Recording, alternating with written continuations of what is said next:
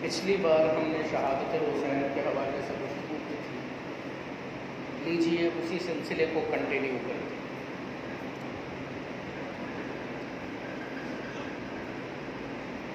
جب یزید بدبخت حکمران ہوا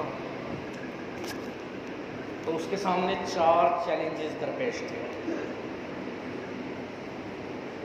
4 لوگ تھے جن کی بیعت کرنا اس کے لیے سب سے بڑا معاملہ تھا کہ امت میں اس وقت مرجع یہی 4 لوگ تھے۔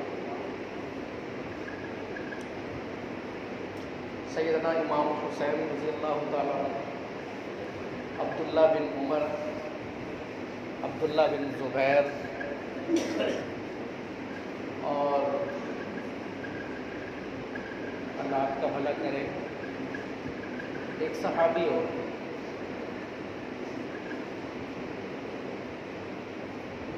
سیدنا حسین۔ اچھا، اس نے پہلے یہ کیا کہ انہیں فورس کرنا شروع کیا بیعت کے لیے۔ عبداللہ بن عمر جو تھے وہ مزاجن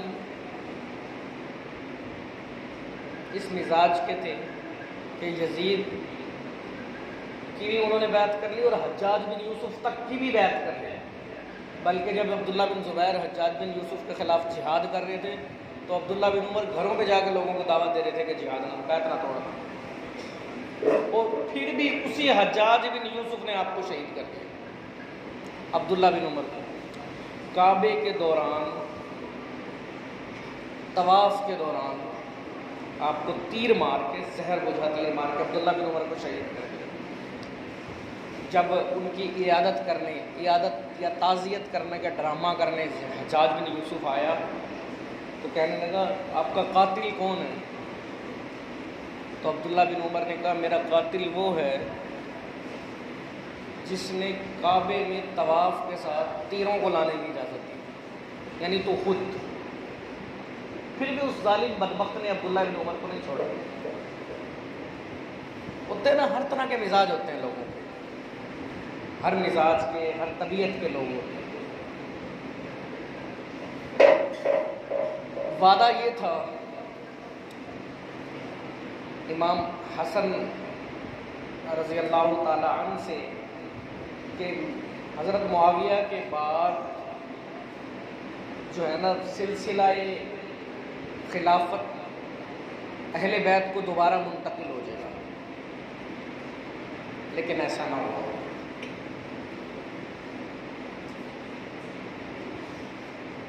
اچھا، بیعت کیا تھی سمجھانے کے لیے کہہ رہا ہوں، جیسے آج ووٹ ہوتے ہیں ایسے بیعت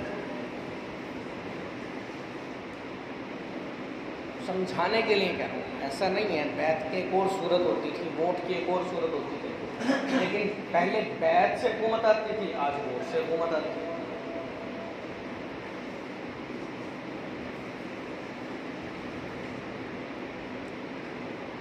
تو پریشرائز کیا انہیں یہاں تک کہ وہ مدینے سے نکل گئے۔ جب وہ مدینے سے روانہ ہوئے تو عبداللہ ابن عباس تھے، میں نے کہا نا عبادلہ، حضرت عبداللہ بن عباس، حضرت عبداللہ بن زبیر، حضرت عبداللہ بن عمر اور امام حسین، یہ 4 شخصیات تھے۔ عبداللہ ابن عباس رضی اللہ تعالیٰ عنہ وہ تھے جو حضور صلی اللہ علیہ وسلم کے بھتیجے تھے اور حضرت علی رضی اللہ عنہ کے ساتھ شریک رہے۔ جنگ صفین میں، جنگ جمل میں بڑا متحرک کردار ادا کیا، بڑا بہادرانہ کردار ادا کیا، یہاں تک کہ حضرت علی نے ایک صوبے کا انہیں گورنر بنایا، ابن عباس، حضرت عبداللہ بن عباس۔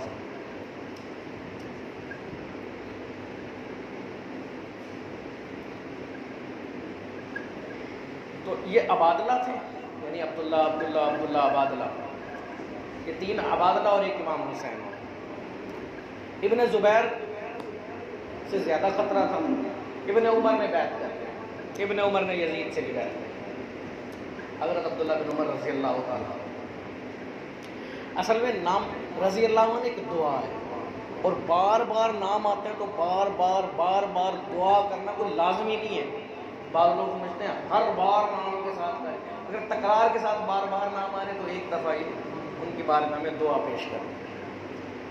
یہ کوئی استغفر اللہ کوئی ان کا منصب نہیں ہے رضی اللہ عنہ یا رحمۃ اللہ علیہ ان سے چھین لیا کسی نے، بلکہ کثرت تکرار کی وجہ سے بعض اوقات بار بار.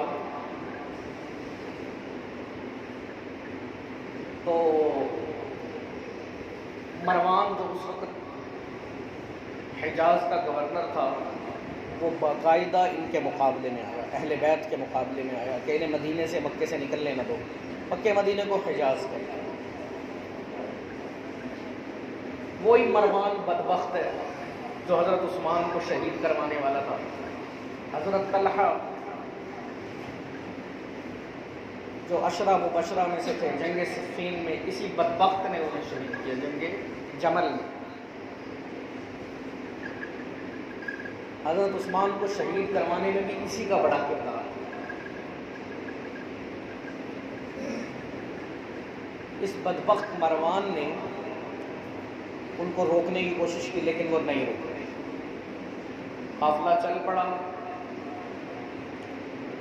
کوفے کی جانب عازم ہوا. اچھا ایک اور بات بھی ہے، بعض لوگ کہتے ہیں جن کو دھوکے سے کوفے بلایا گیا، جن کو بیٹھے بٹھائے ستایا گیا ہے نا، یہ سلام میں بھی پڑھتے ہیں، اور جن کے بچوں کو پیاسا رلایا گیا، اس حسین بن حیدر کے لاکھوں سلام.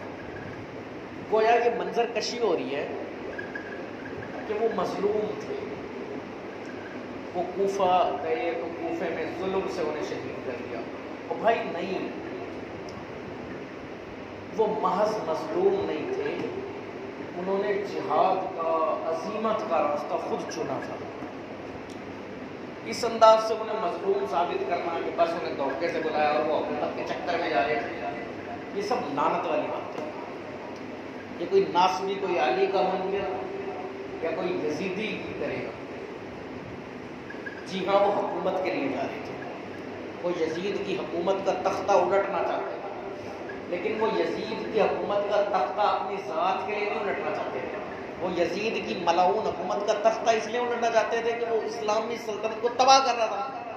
اسلام کے نمائندے تھے ابو بکر، عمر، عثمان و علی. یزید ملعون کہاں سے اسلام کا نمائندہ بن بیٹھا؟ جب یہ لوگ اسلام کے نمائندے بن بیٹھے تو نتیجہ یہ نکلا کہ بادشاہت کی سطح سے اسلام ختم ہو گیا. حکمرانوں کے لیے پھر اسلام نہیں ہوتا تھا، حکمران اپنی من مانیاں کرتے تھے. عوام بھی انہیں پسند کرتے تھے جو حکمرانوں سے نفرت کرتے ہو یا کم از کم دور رہے. یہ رد عمل مسلمانوں میں پیدا ہوا، حکمرانوں سے نفرت کرنے لگے. خلافت راشدہ کا دور میں حضرت علی تک، حضرت حسن کے 6 مہینے تک یہ مسلمانوں کا آئیڈیل نظام تھا. وہ مسلمانوں کے اس آئیڈیل نظام کو بحال کرنا چاہتے تھے، کوئی اپنی ذاتی حکومت نہیں چاہتے تھے.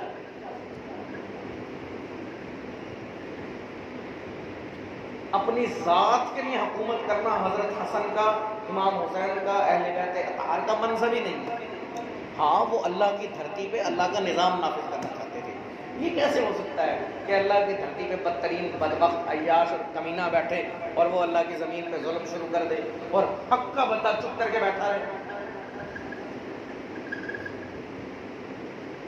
آپ نے حالات کا جائزہ لینے کے لیے مسلم بن عقیل، جو عقیل بن ابی طالب حضرت علی کے بڑے بھائی کے بیٹے تھے، مسلم کو بھیجا. انہوں نے خط لکھا کہ یہاں لوگ بڑے جذبے سے تیار اور یہ جو ہے جہاد کے لیے تیار ہے. پہلے دن کئی ہزار لوگوں نے ان سے بیعت کر لیا. کوفہ والوں کا، عربی میں کہتے ہیں کوفہ لا یوفا. کوفہ وہ جو وفا نہیں کرتا. یہ کوفی تھے ہیلا تراز، بزدل. حضرت علی نے خلافت مدینے اور مکے سے اٹھا کے کوفے میں منتقل کر دی تھی. حضرت علی خود کوفہ تشریف لے آئے تھے.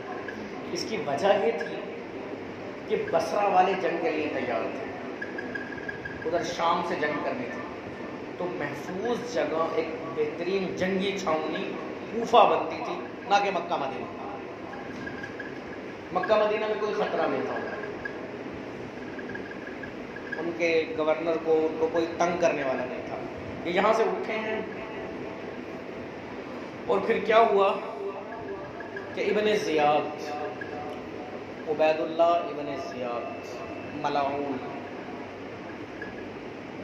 اس نے ایک بڑی چادر ایسے ڈالی اپنے اوپر اور بحرو بھر کے چند سواروں کے ساتھ آیا۔ لوگ جانچنا چاہتے تھے یہ کون ہے، لیکن اس نے مکر و فریب سے کام لیا۔ یہاں یہ تاثر دیا کہ گویا یہ حسین علیہ السلام کے ماننے والے ہیں، یا خود حسین ہے یا ان کا کوئی قریبی ہے، یہاں تک کہ وہ کوفہ کے گورنر ہاؤس پہنچ گئے۔ اور کوفہ کے گورنر ہاؤس پہنچ کے اس نے وہی کمینگی دکھائی اور انہیں ڈرایا، دھمکایا۔ کوفہ والے بزدل جو تھے وہ بھاگ گئے، اور یوں کربلا کے شہیدوں کا پہلا آغاز اون و محمد سے ہوا، عقیل کے بچوں سے ہوا، مسلم بن عقیل کے بچوں سے ہوا۔ حضرت مسلم کو بھی شہید کیا گیا، اور ان کے بچوں کو بھی بڑے مظلومانہ اور بڑی بے دردی سے شہید کیا۔ خود مسلم کہتے ہیں کہ مجھے ایک شخص نے اعلان ہوا، ایک شخص نے مجھے رات کو رکھا اور میری بڑی عزت و اکرام کی، میری بڑی تعظیم کی، یہاں تک کہ میرے دل نے گمان کیا کہ اس سے زیادہ میرا ادب کرنے والا کوئی نہیں ہوگا۔ اور اس شخص نے صبح کے ٹائم وہ روتا جاتا اور انہیں باندھتا جاتا، اور جا کے عبید اللہ ابن زیاد کے حوالے کیا اور انعام لے لیا۔ مطلب یہ کہ کہیں نہ کہیں اس کے دل میں محبت اور تو تھی، لیکن بزدل ہی غالب تھی۔ اس بزدل نے جا کے انہیں ان کے حوالے کر دیا۔ اچھا یار، وہ برتن کون نہیں ہے اس دنیا میں نا، سدا زندگی کس نے پلے رہی، آئے مرنا سب نے، مقدس ہوا ہے جو کسی مقدس مقصد ہے۔ حضرت علی خود فرماتے ہیں اللہ کے لیے شہید ہو جائے۔ عبدالستار نیازی رحمۃ اللہ علیہ نے جلوس نکالا تھا 1953 میں، تحریک ختم نبوت چل رہی تھی، تو ایک دیہاتی عورت اپنے بیٹے کی شادی کرنے کے لیے آئی ہوئی تھی لاہور۔ اس نے وہ جلوس دیکھا تو اس نے لوگوں سے پوچھا یہ کیا ہو رہا ہے، تو اس نے کہا حضور کی عظمت کے لیے جلوس نکلا ہوا۔ اس نے اپنے دلہا بیٹے کو بلایا اور کہا جاؤ،